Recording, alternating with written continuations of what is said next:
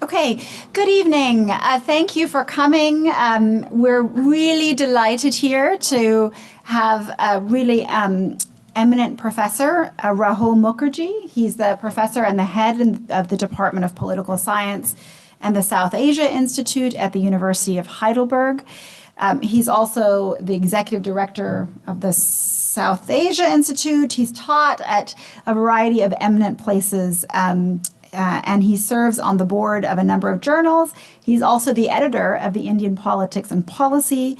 He's written a number of books, so there's numerous enough that I can't list them all here, but the most recent one is Political Economy of Reforms in India and Globalization and Deregulation, Ideas, Interests, and Institutional Change in India. So Rahul, Professor Mukherji is here today to talk about India's democracy, decline, and resilience. We're really delighted to have him, so please join me in welcoming him.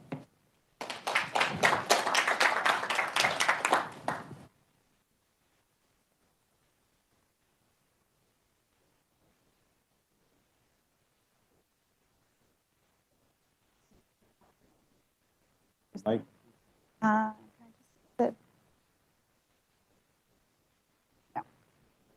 Now it's okay. Sorry. Yeah. Thank you for your generous introduction, and I do hope that I will live up to those expectations. Now, what I plan to do is to quickly have you work on a certain set of ideas which I think are very important for understanding the nature of India's democracy. And in so doing, I also want to focus both on the nature of its backslide and the possibilities for resilience. So the first point that I want to make is that if you really look at the VDEM index, it says that if you have liberal values and if your electoral system is also very good, then you call yourself a liberal democracy. Now, clearly, India is not a liberal democracy anymore. You can also be an electoral democracy, in which case you have somewhat slid in terms of liberal values, but your elections are relatively free and fair. And we know that India is now slipping in a direction where the VDEM calls it an electoral autocracy. I like the fact that the VDEM calls it an electoral autocracy, but for a variety of reasons, I have taken the view that it is better to call it a competitive authoritarian regime, because while electoral autocracy may be very good for rankings and for quantitative measures, the Indian political system is in a state where competitive and authoritarian propensities reside side by side.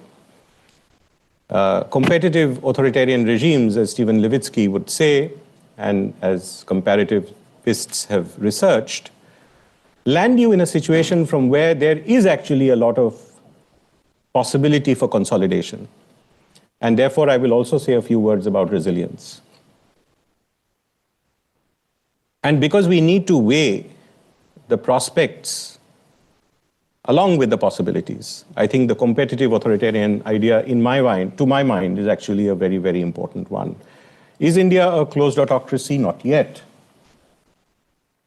So if you look at this slide, you will find that India is dipping precipitously with the rest of the world. So it's not like I have a major issue with the VDEM rankings in relation to India. So whereas India has moved from 70 to 93 and is now 104, Pakistan is stable at 119. Bangladesh and Turkey are in a different league. Poland seems to be doing much better. Nepal has actually a newer democracy. People thought that the Nepalese don't know how to make a constitution. they have actually done very well. And if I were a qualitative scholar, then I think the most positive part of South Asia today is Sri Lanka, because Sri Lanka has elected a regime which is secular, left of center, whose leaders belong to the ethnic majority, but the ethnic minority has voted for them. They have an absolute majority, and the president and the prime minister both belong to the same party. And the traditional main parties of Sri Lanka have been dislodged. But these are the kinds of things that rankings cannot do. And this is the reason why we have to belabor the point about qualitative work, even though many people don't like it these days. So I have a paper in the Journal of Democracy on COVID management that will tell you how autocratic the decision-making was when Prime Minister Modi dealt with the problem of COVID. We can talk about it in Q&A. There was really no deliberation. And this is actually what inspired me to call India a competitive authoritarian regime for the first time for any scholar. And thankfully, the Journal of Democracy published it as such. They didn't take issue with that idea. But then there have been a number of things that have moved India in that direction. And one of the major things that has moved India in that direction is election finance through the vehicle of electoral bonds. I can tell you that electoral bonds creates a situation where the donors are really not anonymous, but they're of the kind who can actually benefit the ruling dispensation through quid pro quo type of measures that redound to the advantage of an incumbent.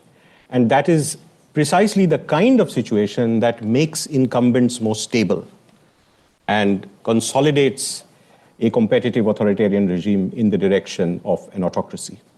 Of course, the electoral bond scheme is one that was squashed by the Supreme Court in 2024. That further demonstrates what it was, but not before the ruling party had all the money that it needed to contest the elections.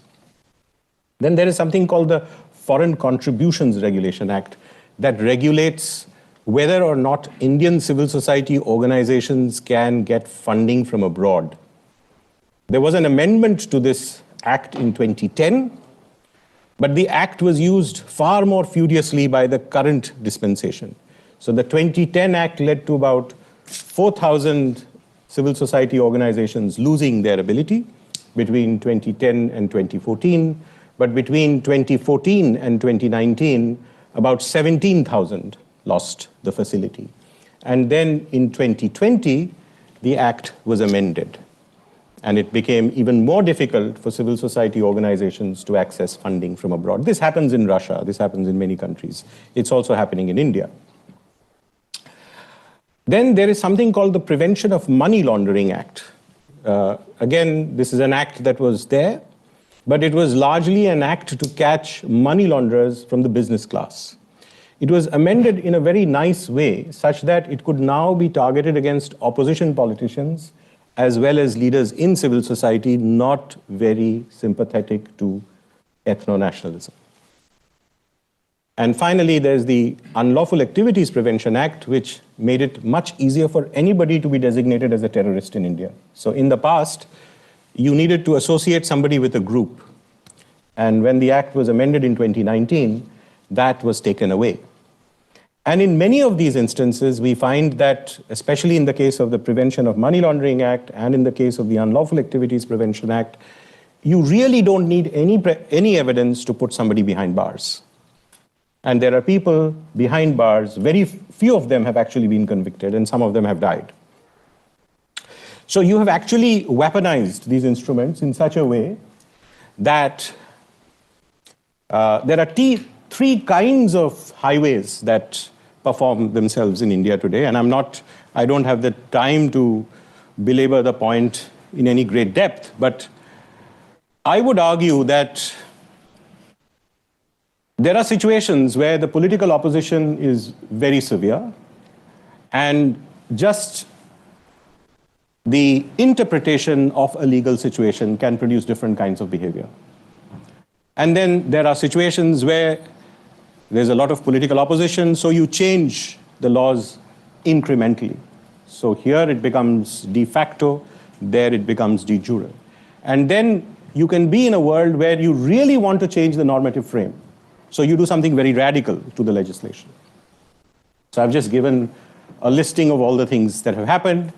I have argued that, from 2010 to 2019, the same Foreign Contributions Regulation Act was just deployed more aggressively.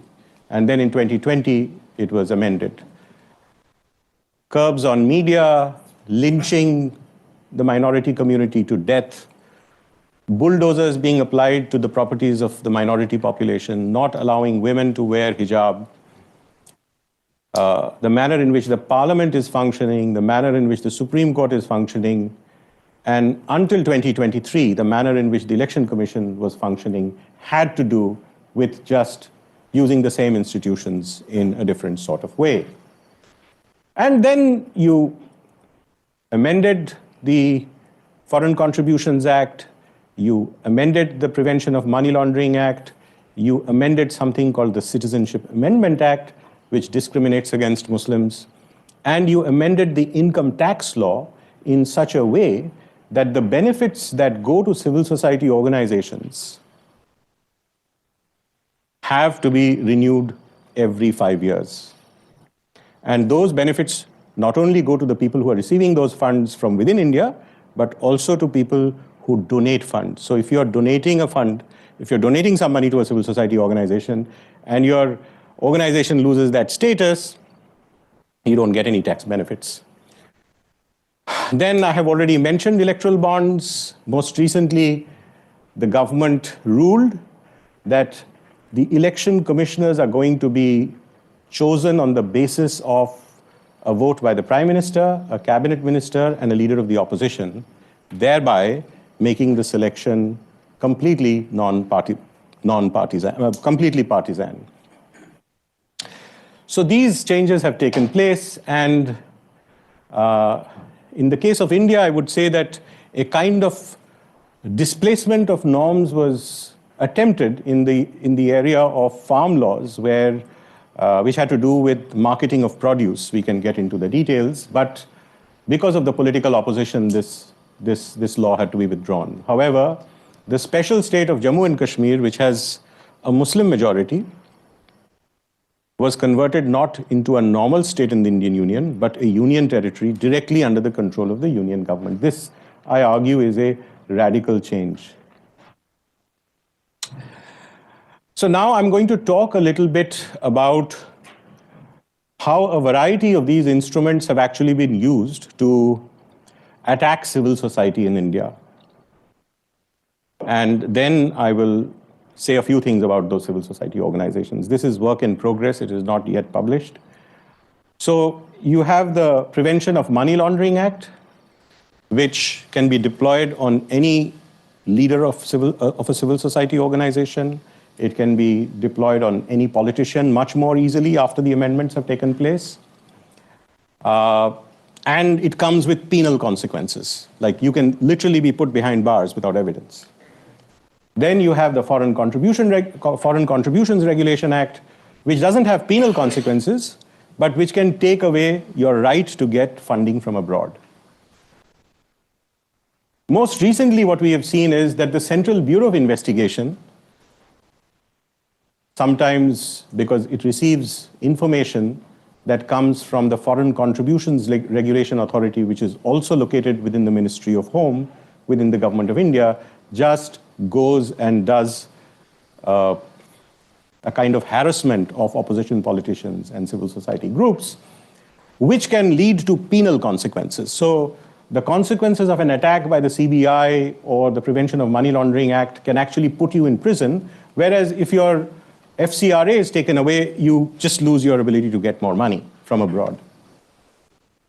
Then I did mention to you about the income tax law, which will reduce your capacity to get money from inside the country. And then sometimes what the state does is that it just does something called IT surveys. These are called income tax surveys. You don't have any evidence, you You just enter an organization, tell all the people not to leave the place for 32 hours or 48 hours. You kind of mirror their servers, you get all the information and then run away. And then after that, of course, you can use these surveys to get the Central Bureau of Investigation come to ask you questions. A less well-known instrument is this prior reference category. I think more than 80 institutions are there, which are foreign institutions which have been funding work inside India. There is an understanding between the Reserve Bank and the banks. There is no law over here, which just does not permit them to perform their operations. This is something which is only known to people in civil society who have lost that funding. So for example, even Ford Foundation, it had to withdraw all its operations. And today that Ford Foundation has actually come back in a situation where nobody from the Ford Foundation would talk to me. In fact, the person from the Ford Foundation who lost her job, even she was not willing to come and talk to me on Zoom. So you can imagine this is a little bit of a dangerous situation, right? You are actually coming for a lecture which I am delivering over here, and I have not requested any privacy. So, so all of this is happening, and then while all of this is happening, with all this information, the income tax department actually intimidates donors. So you're a big donor, like a big foundation, or you're a bunch of small donors. You will get phone calls saying that, look, this is not kosher. Please don't give money. So this is the manner in which attacks are taking place. And I have written up a paper which I have not sent for publication. So, comments are very welcome over here. What we did was that we picked up 13 prominent civil society organizations and 14 prominent cases where we looked at their work on minority rights, which means largely the rights of Indian Muslims who have been attacked to a very great extent, could also be Christians. Their work on Dalit rights. Dalits, as you know, are the most oppressed caste category in India. And their work on the indigenous people of India, the Adivasis. And on this quadrant, we have their positions on class-based, inequality-based issues, which has an interface with environmental issues. So if somebody wants to make a mine and displaces people, or if somebody is fighting for the rights of workers and loses status, then it gets into this category. And then in terms of what has happened to these organizations, I coded them as red, amber, and green. Green does not mean that you have a great time. You have a great time if you're in the field of promoting ethno-nationalism. Green are organizations that have been only hit by one instrument, and they have also been impacted. Amber are those institutions which have been hit by a large number of instruments and have been decapitated to a great extent. And red are those organizations which have worked with great strength on the issue of minority rights, are basically organizations whose leaders can actually go to prison. They've either gone to prison or they have sort of charges that can get them to prison. So those are the organizations which are in the red. And in pursuing this argument, I found that 5 of the 7 organizations that are in the red are actually ones which have pursued the minority issue very, very seriously. And within this red category, there are 3 super red organizations. Those are the ones that have been working for the rights of the survivors of the famous violence that took place in Gujarat, where the current Prime Minister and then Chief Minister of, current Prime Minister, then Chief Minister of Gujarat was involved. Then there are 2 organizations like Oxfam and Greenpeace, but this was an earlier Greenpeace when their environmental activism was kind of very, very forceful, where class-based issues and environmental issues have produced the red level of attack. On the other hand, as a result of these attacks, Greenpeace has actually changed its identity, and now it has moved from red to green. Then there are organizations like Care India, Anhad does work on minority issues, and the Center for Policy Research. These are really not organizations that have worked very strongly for minority rights, but they are reasonably secular organizations, and they are organizations that are very, very kind of, certainly not with the Hindu right. They have a lot of global appeal, and they have been, surprisingly enough, they have been also attacked rather furiously. Now, these are the last couple of points that I want to make before I end this presentation. Despite this, we do see that there is some resilience, and opposition parties are able to win elections. In the 2024 elections, you found that the BJP did not come with a simple majority to parliament. And I published a paper in the Journal of Democracy, and then I published an opinion in the Journal of Democracy where I argued that if certain variables or if certain factors are present, then even under these adverse conditions, the path to democratic consolidation can happen. In that setting, I argued that the background of repression is very, very important. Repression often helps the opposition to come together. Then an independent civic space that can come together and connect with the political opposition is also very, very important. So, what is the strength of an independent civic space and how well can it cohere with the political opposition matters in an environment where the political opposition is able to deal with the problems of factionalization. So, if the political opposition becomes factional, then this doesn't work. But most importantly, the political leadership, which should not be factionalized, must have a narrative which is significantly different from the ethno-nationalist narrative. And this is where a lot of politicians make a mistake. They find that, they have to fight ethno-nationalism, so, if there's a very big fire, you light a small one.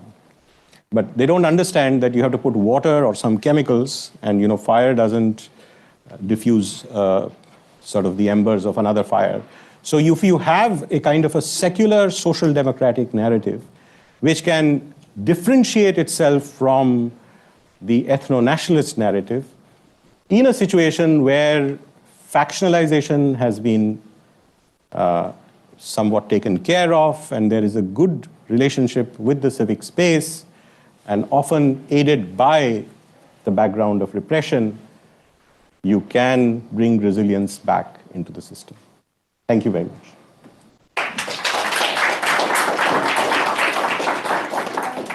Would you like to have a seat? Yeah, I will. Yeah.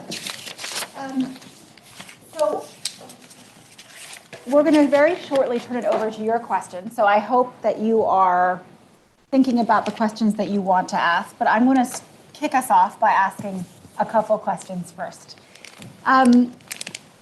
So the argument that you just presented us with is that actually India should be thought of more as an electoral autocracy, right? Which is this category that is, if you have sort of four major categories: liberal democracy, electoral democracy, then you have electoral autocracy, and then you go after that, the next stop is sort of full-blown authoritarianism, right? So it's a very precipitous slide. That's happened really in 10, now 11 years, we've argued, right? You've argued. So I guess the question that I want to ask you is whether this isn't a little bit overblown. Okay, I'm just going to ask for argument's sake, because actually in some of the ways in which we have seen India's democracy is actually working as it should, I think one might say. We saw in this election that Modi was put back into coalition government. We saw him his party lose in the area that he most mobilized, and the district where the big temple was. The electoral bonds issue was overturned by the Supreme Court. So, and I think the reason it's important to ask this question is not only because of what it represents in India, right, but what it represents for democracy globally, right? Everyone is saying we are living in a moment of democratic backsliding. Mm-hmm. And there's a real debate in the scholarly community that I think is epitomized by exactly the argument you've made. Because there's a group of scholars that says, we've never seen this level of democracy is unprecedented in 20 years. We're at a big democratic low. And other scholars say, but look, elections are still producing turnover. Mm-hmm. So it's in the realm of civil liberties that you're actually seeing democratic decline. Mm-hmm.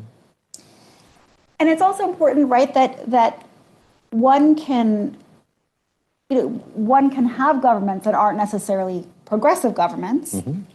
but that are nonetheless fully in the purview of mm-hmm. democracy. Mm-hmm. So I guess, particularly because as somebody who also studies Pakistan, mm-hmm. that puts India in the same category as Pakistan. And for some of you may have been here yesterday when we had the Pakistani planning minister here. Mm-hmm. This last election, mm-hmm. it was the party that got the most votes, yeah. the leaders in jail, mm-hmm. over 100 direct criminal mm-hmm. cases against the individual. Is it really in the same category? I got your question. It's a great question. And that's really the reason why I moved from electoral autocracy to competitive authoritarian, because yeah. then we can look at the shades of gray. Right. And so clearly, India is not Pakistan. I would hold that, because if you look at the politics of Pakistan, you will find that the military has played a very defining role in the politics of Pakistan, mm-hmm. either directly or indirectly. And the one moment when the military felt challenged was in 2013, when a peaceful transfer of power happened in the politics of Pakistan. And the two parties, the Pakistan People's Party and the Pakistan Muslim League Nawaz, which had also been bickering with each other, and the military taking advantage of that, had actually come together to a consensus that on this issue they will be together. And that is when they created the PTI, the Pakistan Tehreek-e-Islam, led by Imran Khan. So Imran Khan came to power through election, let's say, manipulation by the military. And then when Imran Khan fell out of favor of the military brought Shehbaz Sharif in. Now, neither do I argue that India is in that situation. And I am not saying that the VDEM ranks are exactly accurate, but the VDEM ranks are also showing some difference. But I will argue that the competitive authoritarian argument is important, because I was actually a member of an independent panel for monitoring the Indian elections. And if you do a search called IPME, you will actually go to all the reports that we produced. We produced reports from March till the end of the election. The first report is in March, the last report is in August. And every week we were coming out with a report. And therefore I actually saw the elections happening, because I had access to civil society groups on the ground looking at this election. So what I would say about this election is that it was certainly not in the same league as Vladimir Putin or the Pakistan military, but it was certainly the worst election that India has had in its independent life. And this election, despite this problem, found a situation where, given the resilience variables that I've talked about, the India coalition came together, and despite all the problems that exist, and of course there are some strengths, they were able to get 240 seats, which is less than the 272 that they needed. But if things had been different, the Congress party's accounts were frozen. They could not access about 32 million. They were working with no money. The BJP had all the funding. There were, elections in India happen on the basis of electronic voting machines, which are banned in Germany. There are certain protocols connected with electoral voting machines. I'm not saying that the machines were all hacked, but none of those protocols, we have enough evidence to show that those protocols were not followed. So we don't know the extent to which those machines were violated. then we have shown in those reports that there is substantial voter repression. So in Manipur, there were Hindu nationalist gangs that were not allowing the Christian cookies go to vote, and there was violence. In a place called Sambal in Uttar Pradesh, Muslims were not allowed to go to vote. So, Joan Robinson, the great scholar, the great economist, used to say that, whatever you say about India is,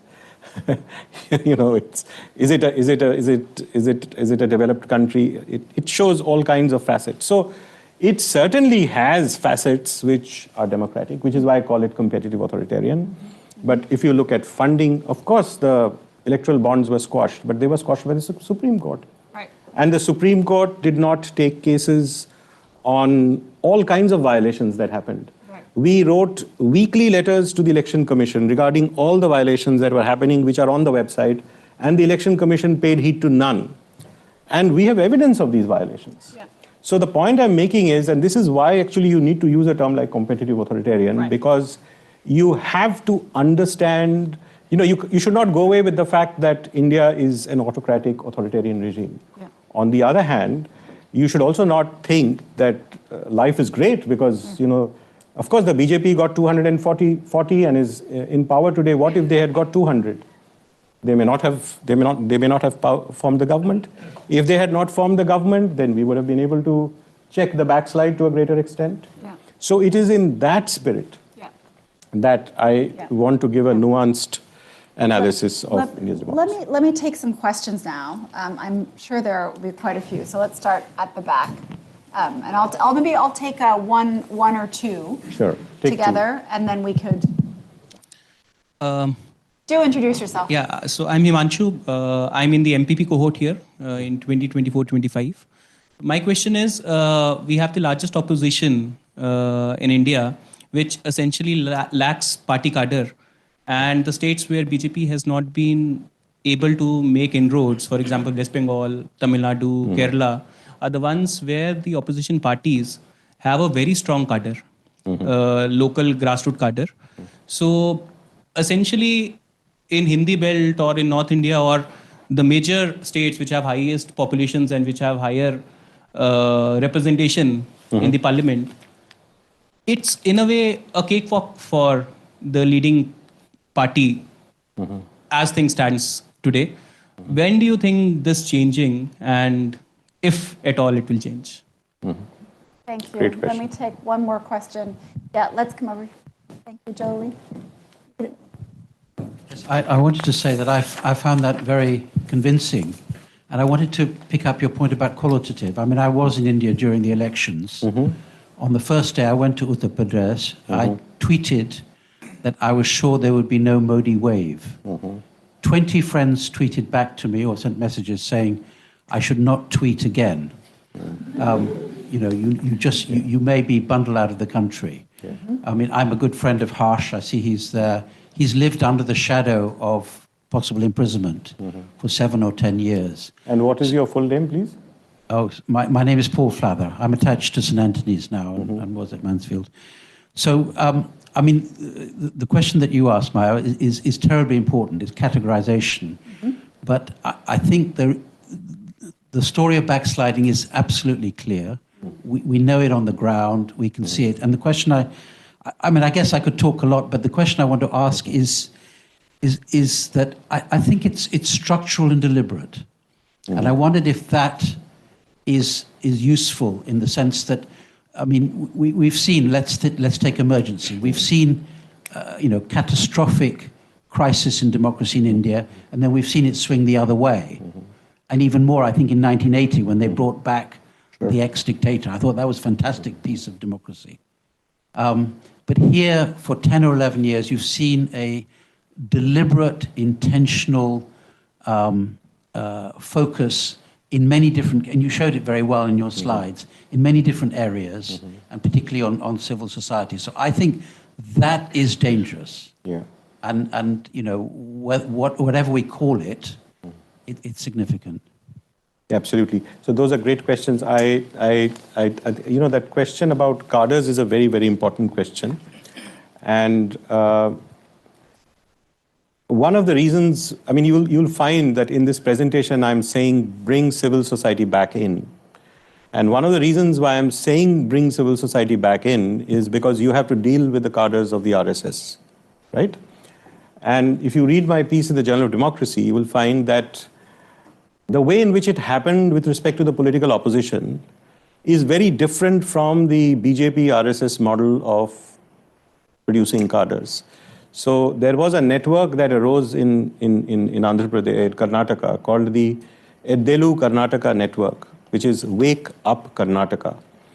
And this network was not a Congress network. I mean, I've been with these people.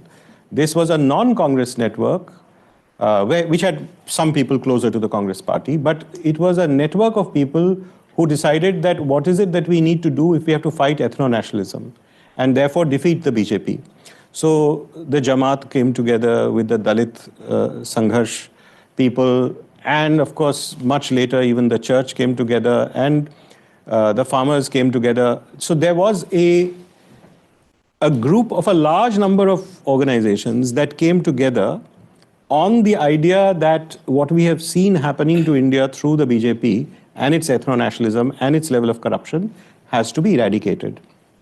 And in that milieu, what they did was that they attempted 101 constituencies, which would be close contest fights. So you must have seen the paper by Sabyasachi Das, where he analyzed the 2019 elections to argue that there is a problem that the BJP is winning closed contests. And he tried to work on the two hypotheses. One is that are they doing more strategic campaigning or are they manipulating? And he ruled out the hypothesis that they are doing more strategic campaigning, thereby pointing the finger on manipulating. So what this network then did was what the RSS does. Quietly go door to door, mobilize people, and bring them out to vote. And in that milieu, they were able to get 73 victories in a 101 constituency effort. And the base of the India coalition actually starts with the Karnataka victory in 2023. The India Alliance is formed, and then out of the Eddelu Karnataka network, there are two national level civil society platforms that arise. One is a more independent platform, and one is a platform closer to the Congress party. Now, you are absolutely right in saying that the Congress does not have the organization, and many of the parties actually have their cadres. But what I find is that it is not impossible. I mean, India has such a vibrant civic space. Unfortunately, political scientists don't study it, and anthropologists and sociologists don't think about. So people are writing about coalition politics and party structures, and those people are not writing about politics. Whereas I have a strong inclination to believe that one has to look at this much more carefully. Because when it happens, and the other piece in the Journal of Democracy, which is an opinion piece, actually argues that in Telangana and in Karnataka, the same dynamics worked. Whereas in Chhattisgarh, in Rajasthan, and in Madhya Pradesh, these things I can explain to you in detail why they didn't work. The second question is that Harsh is a very good friend. He actually teaches a class in my department every year. So that civil society work is actually to a very great extent inspired by his inspiration. And by virtue of that, the infection that I have has been delivered to my body. So I guess I kind of agree with you, right? Is there a question that I need to answer? Intentionality. Oh, the internet. Oh, I must make that difference. I must make that difference. So I think there is a difference between the national emergency and what we see today, because I think Maya has written on this, Shumit Ganguly has written on this, that, you know, the fact of the matter is that Mrs. Gandhi was not an ethno-nationalist leader. She was after power, and she did do many things that we don't approve of. But I can tell you that she could not even enter to deliver a speech at the Jawaharlal Nehru University, which was named after her father in those heydays of the national emergency. And today, Mr. Modi has just planted, like it happened in Heidelberg during the Nazi period, his cronies from the RSS in all kinds of tenured positions. So, there is today a clear ethno-nationalist, and that is why I showed the civil society slide, that it's not enough to just look at the pathways. There is a reason, and the reason is actually an ethno-nationalist reason. And I am willing to bat for the idea that the ethno-nationalist commitment is so powerful that certain kinds of compromises will not be made if they are required to be made. However, the political maneuvering is so successful that by creating, you're actually getting power and ideology to work for each other. So you haven't seen the contradiction arise. But the point I'm trying to put forward is that others too can fall into the trap of thinking that this is the only way to win elections. And that is where I'm saying that there can be resilience. But I completely agree with you that the two dispensations are different. And here, so that is why I said that the red category has 5 out of 7 people who are very, very strong on their fight for minority rights. And more research needs to be done on the relationship between oligarchs and ethno-nationalists. So if you touch an oligarch, you sometimes get the same amount of pain. Yeah, I think that's really nicely, though, highlights Himanshu's point about the organizational basis. Right? Absolutely. So you have a peer, you need political leadership, you need the ideology. But I think Himanshu's highlighting that you also need the places where it's been successful. Absolutely. Right? You've seen the organizations on the ground that are, boots on the ground that are knocking door to door. Absolutely. And I think, it also highlights the regional divides in many ways which underpin this. Let me go and take some more questions. Kangshi. Thank you, Professor Mukherjee. This feels like very personal to me because I work in the civil society space from the perspective of democracy. I'm an MPP student here right now. My question is coming from a place that all that we mentioned, that the current dispensation uses the bigger narrative is about anti-democratic, anti-India activities being taken out by these civil society organizations. And this is the basis for which they are basically stopping their funding. In your work, especially with these civil society organizations when you're interviewing, or also because you're working with, say, somebody like a Harsh Mandar, are you able to delineate, at least for evidence purposes, what is human rights cause versus what they can call anti-national or anti-democratic, according to them, or anti-India?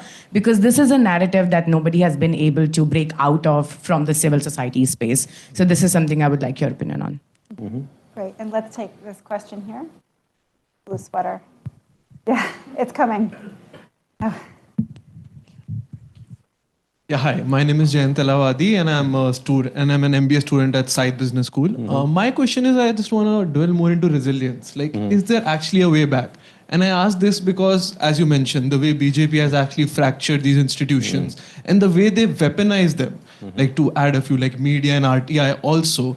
I mean, even in the best case scenario, if the opposition comes, it is such a uphill battle and it puts the incumbent in such a strong position. Will there actually be a political will to actually change that? Yeah. So the first question has to do with, can we delineate?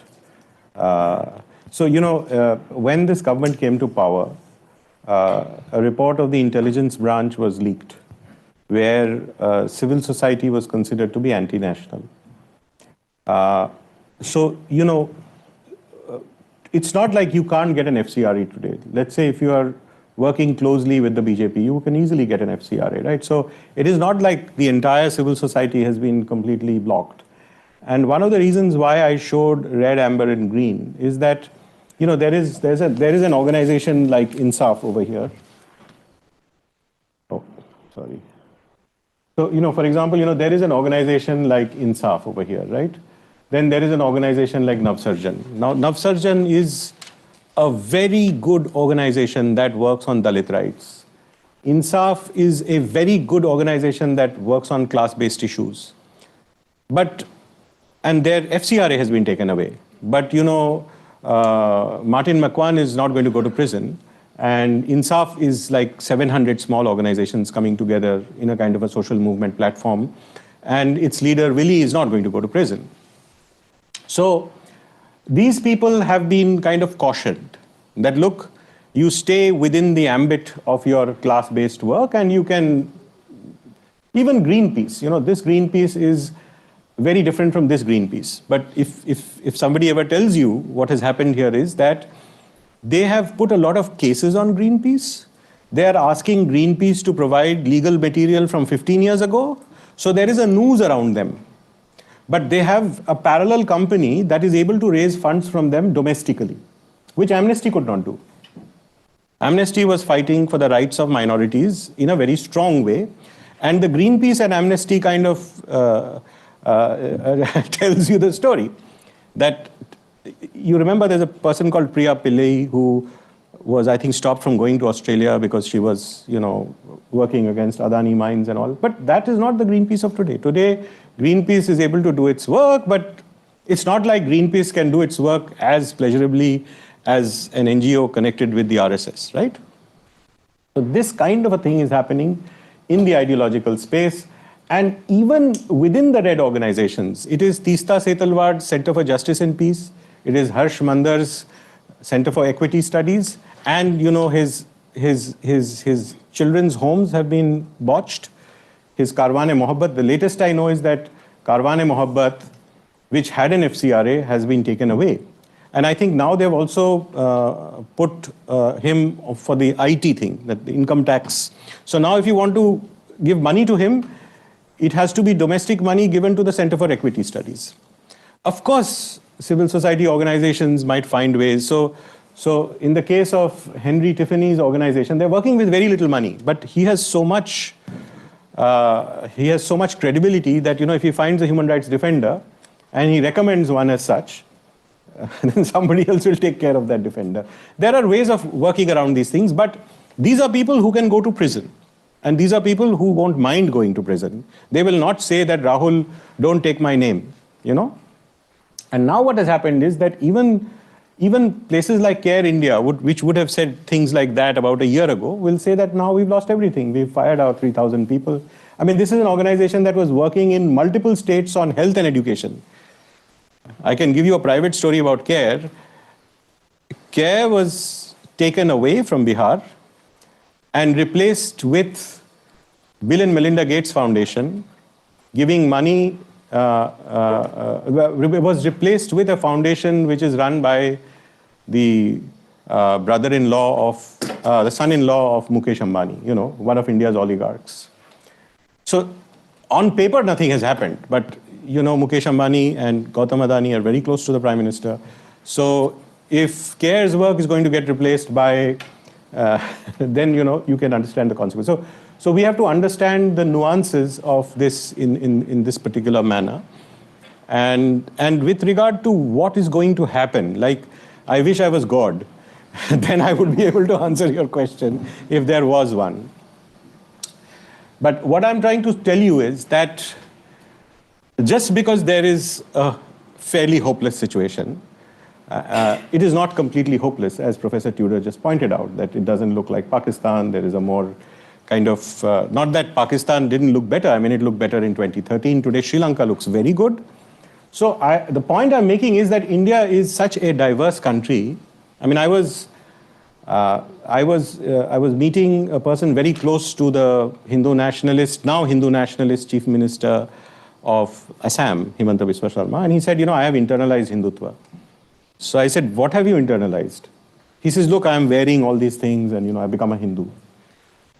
So I said, there's a temple in Guwahati which is dedicated to the goddess. He said, yes, yes. So do you know which animal is sacrificed in that temple? I think he got a shock. I said, are you going to stop eating fish and meat? So it's a very diverse country. It's a very difficult proposition. If Mr. Modi lands up in West Bengal and says, Didi or Didi, that's how he will lose. He doesn't have to do anything because, the Bengali will not. So I'm not saying, all of this is not a reason for us to believe that the RSS cadres will not overtake. I'm not saying that. But what I'm saying is, and as Professor Tudor pointed out, that despite all of these threats, somebody like Harsh Mandar could have lived in Germany forever. He had a major heart surgery, and the moment he got cured, he said, Rahul, I have to go back. Because I will die in my country. So there are a lot of people out there. The problem is that political parties have to connect with these people. Not for any subversive ends, just to defend the Constitution. The Constitution is still there. So that is the hope, but I really can't answer your question. Do we have, all right, let's take a last quick round of questions. There are a couple here at the back. One right in front of the other, yeah?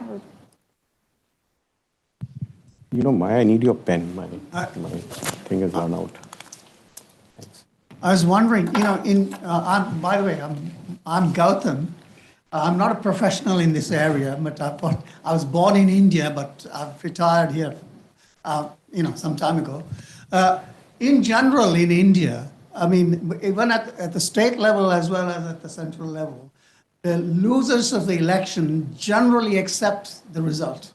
So there is some sort of robustness to at least the process of democracy. How long is it likely to last, do you think? And let's just take the question at the back right after. Cool. Hello, I'm Karan, and I'm a comparative social policy student. I guess my question is more often sort of in the United States, people talk about backsliding, but people place a lot of emphasis on the federalized system that the United States has and the capacity of individual states, I guess, to fight back against perhaps the autocratic tendencies of a federal government leader. I guess in light of India's federalized system and the comparative role that states or perhaps state governments that might not be as captured by BJP rule or BJP leadership. Do you think that there's any scope or role for them to play a role in the revitalization of democracy, or are there contextual differences, I guess, between the comparative power that central government in India has versus, let's say, the United States that might make it a lot harder for those states, I guess, to effectively fight back? Yeah, those are both excellent questions. And I'm going to add one more because that will kind of complete our final round. And that is that we have quite a few public policy students here in the room. You have a long list. You said at the end, it's not hopeless, right? You have these are the sources of resilience. Right.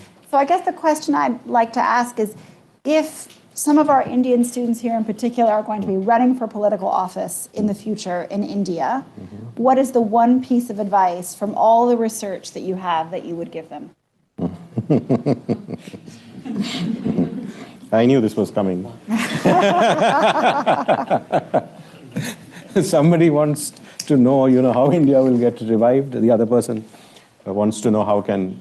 Anyway, so accept the result. This is actually a very important question. My knowledge of what has happened to India, even in the elections in Haryana or in Maharashtra recently, suggests that I am not sure that the baseline that we had for the 2024 general elections was even maintained for the Maharashtra elections. So this is something that is a real problem, because when we are looking at, there was a village where nobody voted for the BJP. And people were so unhappy in that village that they decided to do a kind of a separate parallel poll. And 500 police persons were sent to that village to intimidate those villagers. Everybody in that village knew that nobody has actually cast a vote in favor of. So similar things are also being said about the Haryana elections. It's a very difficult question to answer. But the way I look at it, and my knowledge is rather imperfect, is that opposition parties also had a problem. So if you look at my variable of this one, that political leadership and ideology, the Congress party was very divided between Nana Patole and Prithviraj Chavan and Thorat, and they were centers of power. Those are things that, now we know that things are not getting any better. Now, I'm not trying to take away from the fact that procedures were not followed, and I was not monitoring this election. But on the other hand, to be fair, the political opposition also did not come together in the state of Maharashtra. Same could be said of Haryana, that there were differences between Mr. Huda and Kumari Selja. There was a backward caste Dalit divide which happened. So it is very difficult now to draw the line between whether the challenges in the electoral system, and I mean, to what extent is it contributing, and to what extent do the non-incumbents have to outperform. And the way I look at it is that if you can actually have a very strong political position, then probably you can still win elections. But it is increasingly becoming very difficult to win these elections. And that is actually a very, very important question. I think it requires a lot of research to see, because these answers also become very political. It's very good for the opposition to say that the playing field was so unequal, and therefore we didn't make a mistake. On the other hand, it's easy for the incumbents to say that, look, they were divided, we beat the hell out of them. But in the case of Maharashtra, that there was a ruling coalition. That coalition was broken with money. The Shiv Sena party was broken. They were shipped to Gujarat, and like from here they were taken to here, and then they were taken to here, and after all the deals were made, they were brought back to here. And at that point in time, the Shiv Sena party was broken, and that broken party, so they actually didn't come to power on an electoral mandate. So this is one way of understanding the authoritarian nature of India's polity. The other is the federal system. Now, the federal system is certainly one of the factors that protects India to some extent. Why did Mr. Modi spend so much time in West Bengal? Because, they've never won West Bengal. Why did Mr. Modi spend so much time in Tamil Nadu? Because, that is a historic victory, not a victory. Why is Mr. Modi spending so much time and effort in Maharashtra? Rich state, has a very strong opposition. So the federal character of India, also which reflects the ethnic diversity of India, is something that is actually helping preserve India's democracy. But what I have been told is that one of the ways in which the federal character of India gets preserved is that the states actually get a fair amount of the resources from the central government. And the latest news is that the current Finance Commission is trying very hard to reduce allocations to the state and thereby make them more beholden to the central government. There is another paradox. India's southern states are more prosperous and they are less populated. India's northern states are less prosperous and they are more populated. Now, it is in the less developed, more populated parts that the BJP wins more easily. It is in the more prosperous and less populated parts where you have opposition governments. Now, already there's a lot of gerrymandering that has happened, right? Gerrymandering has happened in Jammu and Kashmir. Now, the whole idea is to change the electoral system in such a way that the representation from the underdeveloped north overtakes the more developed south. Now, if you do that, South India, which is more prosperous, is not going to like it. And that is going to create a division within the country, which I'm sure every neighboring country will be happy to see. So, there are consequences which are regarding the federal system, which are actually very, very dangerous, even if you leave the autocratic part. And political office, yeah. So my view is that in this kind of a scenario, I think I know that a lot of people do excellent work in civil society, and often, they are doing voluntary work. But I do think that good people do need to get back into politics, and they need to sort of find their, leaders whom they can mentor. So, for example, there's a person called Mr. Senthil who I think resigned from the IAS and actually won elections. There are people like Shashi Tharoor who have succeeded. And it's, I have not been a politician, so I cannot really give you advice in this area. But But I do think that if you can be an effective politician, I mean, there's a bureaucrat who sort of resigns from service, learns the art of winning elections, plays an important role. I think that kind of an idealism is very, very important. And you have some people, I was once a fellow at the Rajiv Gandhi Foundation, and we used to run programs for members of parliament. And I was really surprised that some of the most knowledgeable people in the Indian parliament were actually very, very smart. So it's not like the Indian parliament just has a bunch of course, the number of people with a criminal background has increased. I mean, and no political party is opposing it. So the odds are certainly against you, but I because I have not been a politician, I mean, I can probably tell you how to get tenured in a university. I can't tell you how to become a good politician. All right. Well, listen, we are out of time, but I just want to say just a word about how really important this work is that Professor Mukherji has presented today. I was at a conference the end of last year, which was looking at the state of democratic backsliding globally. And one of the things that I remember saying, and I remember seeing the faces of people responding to this when I said, this whole question of whether the world is democratically backsliding hinges on how we categorize India. Mm. Because if India is in the category of countries that are moving towards greater autocracy, that literally changes what we see globally. It halves the world's number of people living under autocracies, depending on where you categorize India.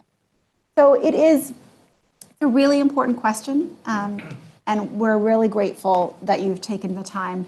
And I must say, in a previous year, we've had MPP students who have wanted to organize events on the state of India's democracy, who have wanted to have the BBC documentary that was critical of Modi shown here. And it was really a first time for me, as somebody who works on India.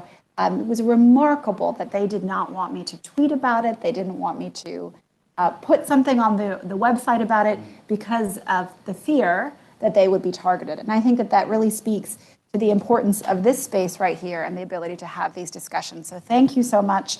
Please join me in thanking Professor. Thank you.